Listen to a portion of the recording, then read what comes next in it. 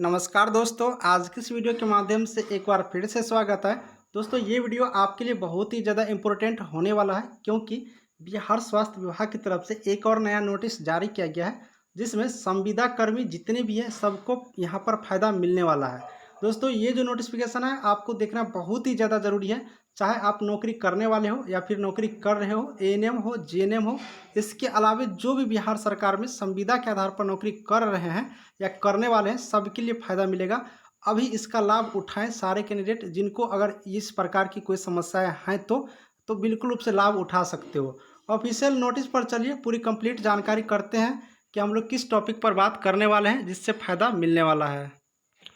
तो दोस्तों हम आ चुके हैं ऑफिशियल नोटिस पर, और ये नोटिस देख सकते हो बिहार सरकार स्वास्थ्य विभाग की तरफ से जारी किया गया है 30/9/2022 के डेट में। 30/9/2022 के डेट में ही जारी किया गया है। आज हम आपको अपडेट करके दिखा देते हैं। यहाँ पर देख सकते हो प्रेषक राम ईश्वर लिखा हुआ है, जो कि सरकार के अवर सचिव है। यहाँ पर लिखा हुआ है सेवा में महालेखाकार बिहार वीरचंद पटेल पटना। और इसमें जो इम्पोर्टेंट पॉइंट है हम उसी पर सिर्फ फोकस कर देते हैं। सब्जेक्ट है राष्ट्रीय स्वास्थ्य मिशन के अंतर्गत संविदा पर कार्यरत 247 आशा कर्मियों के सेवा अवधि के दौरान मृत्यु होने पर उनके निकटतम आश्रितों को अनुग्रह अनुदान राशि का भुगतान करने हेतु राज्य अंश मध्य में वित्तीय वर्ष 2022-23 में कुल यहाँ पर देख सकते हो इतना रुपया 9,88,00,000 मात्र व्यय की स्वीकृति। यानी दोस्तों ये मैं कहना चाह रहा हूँ कि राष्ट्रीय स्वास्थ्य मिशन के अंतर्गत जितने भी संविदा के आधार पर कार्य कर रहे थे 247 ऐसा कर्मी जो कि सेवा अवधि के दौरान अपनी नौकरी करने के ही समय के अवधि के दौरान उसका मृत्यु किसी वजह से हो गया। अब जिनको नौकरी के दौरान ही मृत्यु हो गया तो उन सारे कैंडिडेटों को सरकार यहाँ पर पैसा दे रहे हैं। अब कितना दे रहे हैं वो बता देते हैं। सबसे पहले 247 आशा कर्मी को मिलेंगे और 4 लाख रुपया प्रति आश्रित को मिलेंगे। यानी कि एक व्यक्ति को 4 लाख रुपया मिलेंगे जो उस पर आश्रित थे। जैसे कि किसी का पति होगा तो पति को मिलेंगे, उसका बेटा होगा तो बेटा को मिलेंगे, उसकी बेटी होंगे तो बेटी को मिलेंगे। यानी कि जो उस पर आश्रित है उन सबको एक व्यक्ति के हिसाब से 4 लाख रुपया यहाँ पर मिलेंगे।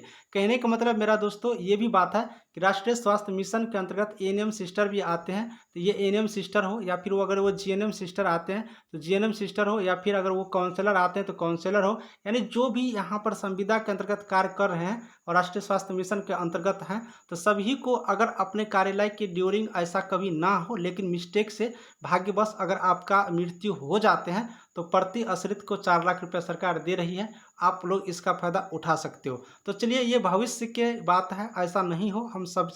हम सबके लिए भगवान से मनाते हैं कि किसी को इस प्रकार की कोई घटना ना घटे।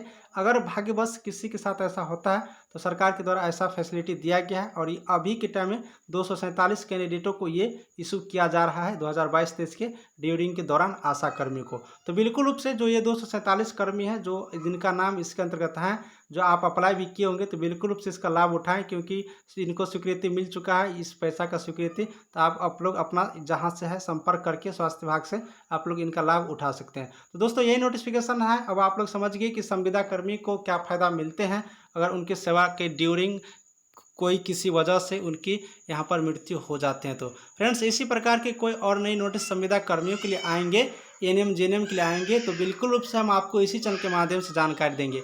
वीडियो अच्छा लगा होगा तो बिल्कुल रूप से सब्सक्राइब करिएगा। टेलीग्राम ग्रुप का लिंक डिस्क्रिप्शन में ज्वाइन करिए, आपको कोई भी नया नोटिफिकेशन आपको यहाँ से मिलता रहेगा। Thank you.